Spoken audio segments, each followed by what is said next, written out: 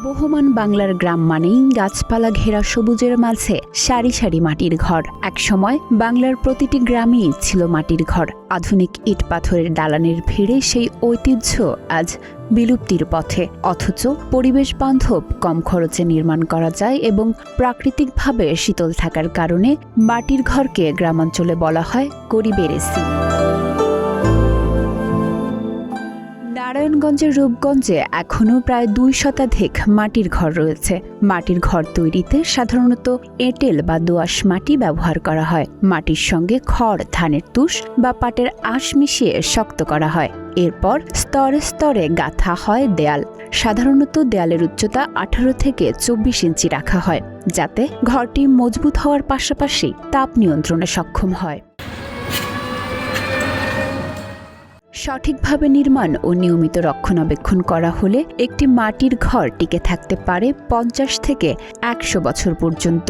মাটির দেয়াল দিনের তাপ ধীরে ধীরে শোষণ করে এবং রাতের দিকে তা ধীরে ধীরে বাইরে ছাড়ে। ফলে গ্রীষ্মকালে ঘরের ভেতর থাকে প্রাকৃতিকভাবে ঠান্ডা, আবার শীতকালে বাইরের ঠান্ডা সহজে ভেতরে প্রবেশ করতে পারে না। সময়ের পরিবর্তনে এখন বেড়েছে কংক্রিটের দালানের আধিপত্য।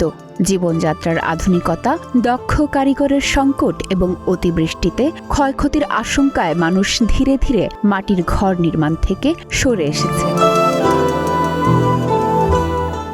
স্থানীয় এক ব্যক্তি বলেন, মাটিই হচ্ছে খাঁটি। মাটির ঘর অনেক ভালো লাগতো। আমাদের এখানে গরিবের এসি বলেই পরিচিত এই ঘরটি। আমাদের আগে যে মাটির ঘর ছিল ওই ঘরেই ভালো লাগতো। মাটির ঘরে আগে অনেক ভালো লাগতো। মাটির ঘর অনেক শান্তি, মাটি তো খাঁটি। তো আমরা যখন গরমের সময় মাটির ঘরে অনেক ঠান্ডা লাগতো, আর শীতের সময় গরম লাগতো, মানে গরম তাপের মতো মাটির থেকে আসতো। আমার কাছে অনেক ভালো লাগছে। আমি এখন প্রায়ই সবার সাথে বলি যে আমার ওই ঘরে ভালো লাগছে, আমার এই বিল্ডিংয়ে আমার ওই শান্তিটা লাগে না। মাটির ঘর তৈরির কারিগররা জানান, আমাদের এখানে ঐতিহ্যবাহী মাটির ঘর রয়েছে। একটি পরিপূর্ণ মাটির ঘর তৈরি হতে 6 থেকে 7 মাসের মতো সময় লেগে যায়। এই মাটির ঘরে গরমকালে ঠান্ডা লাগে, শীতকালে গরম লাগে। আগে এই পেশায় নিয়োজিত থাকলেও এখন মাটির ঘরগুলো বিলুপ্ত হয়ে গেছে। আমার এখানে মাটির ঘর, আগের ঐতিহ্যবাহী মাটির ঘর খুব সুন্দর। এই মাটির ঘরটা উঠাইতে 6 মাস সময় লাগে। এই মাটির ঘরটার কারিগর হলো আমি। মাটি কাদা করিয়া, তুষ মাটি দিয়া, এটারে আরও 6-7 জন লেবার দিয়া, এটারে চাকা করিয়া তো এটা দেওয়াল বানায় গাঁথনি দেওয়ার লাগে। দিলে একটা গাঁথনি শুকাইতে 1 মাস সময় লাগে। 1 মাস সময় এরকম করতে করতে দেখা গেল 6 মাস 7 মাস সময় লেগে থাকে। আগে মাটির ঘর তৈরি করছি, এই পেশায় নিয়োজিত ছিলাম। এখন তো মাটির ঘর বিলুপ্ত হয়ে গেছে, এখন আর ওই কাজটা হচ্ছে না, আমরা অন্য কাজ করি। পরিবেশবিদ ও বাংলাদেশ কলামিস্ট ফোরামের মহাসচিব মীর আব্দুল আলিম জানান, মাটির ঘরের কথা মনে পড়লেই সেই শৈশব দিনের কথা মনে পড়ে যায়। বাংলার প্রতিটি গ্রামে ছিল অসংখ্য মাটির ঘর। মাটির ঘর সংরক্ষণের বিষয়টা জরুরি। আমাদের পূর্বপুরুষরা কোথায় কিভাবে ছিলেন সেটা আমাদের নতুন প্রজন্মের জানার দরকার আছে। মাটির ঘরের কথা মনে করলেই সেই শৈশব স্মৃতির কথা মনে পড়ে।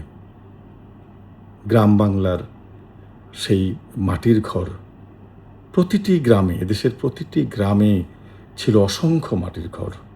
সেই মাটির ঘরগুলো আধুনিক যুগে এসে এখন ইট পাথরের ভবন হয়েছে। কিন্তু এই যে আমরা যারা বিশেষ করে 50 ঊর্ধ্ব বয়স আছে, তাদের অনুভূতি রয়েছে সেই মাটির ঘরের বিষয়ে। এই মাটির ঘরের যে শীতলতা, বিশেষ করে গরমের দিনে মাটির ঘরে প্রবেশ করলে শীতল অনুভব হওয়া, সেই শীততাপ নিয়ন্ত্রিত যুগে নয়। তখন এসি ছিল না আমাদের গ্রামগঞ্জে, আমাদের অনেক শহরেও না। তো তখন কিন্তু আমরা সেই শীতল অনুভবটা পেতাম মাটির ঘরের ভিতরে ঢোকার পর। রূপগঞ্জ উপজেলা স্বাস্থ্য ও পরিবার পরিকল্পনা কর্মকর্তা ডাক্তার তানসিব জুবায়ের নাদিম জানান, আগে বাংলাদেশের প্রত্যেকটা গ্রামেই ছিল মাটির ঘর, কিন্তু কালক্রমে মাটির ঘরগুলো বিলুপ্ত হয়ে গিয়েছে। মাটির ঘরে থাকার সবচেয়ে বড় সুবিধা, এখানকার ভেন্টিলেটর সিস্টেম অনেক ভালো। সেজন্যই রুম গরমকালে ঠান্ডা থাকে, শীতকালে গরম থাকে। মানবদেহের জন্য তাপমাত্রা নিয়ন্ত্রণ করাটা খুবই জরুরি।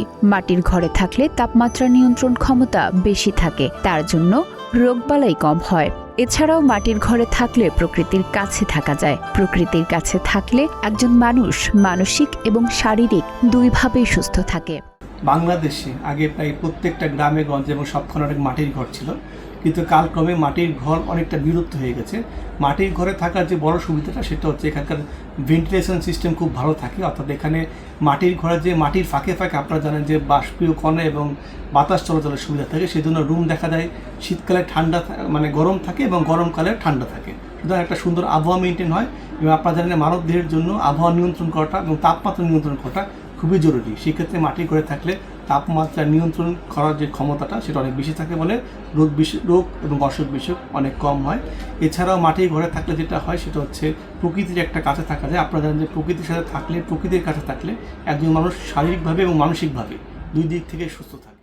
বাংলার শত বছরের ঐতিহ্য বহনকারী মাটির ঘর কেবল বসতবাড়ি নয়, এটি আমাদের সংস্কৃতি, পরিবেশ ও প্রাকৃতিক জীবনধারার প্রতীক। তাই এই ঐতিহ্য সংরক্ষণে প্রয়োজন ব্যক্তি, সমাজ এবং সরকারের সমন্বিত উদ্যোগ। আইরিন পারভিন, প্রতিদিনের বাংলাদেশ।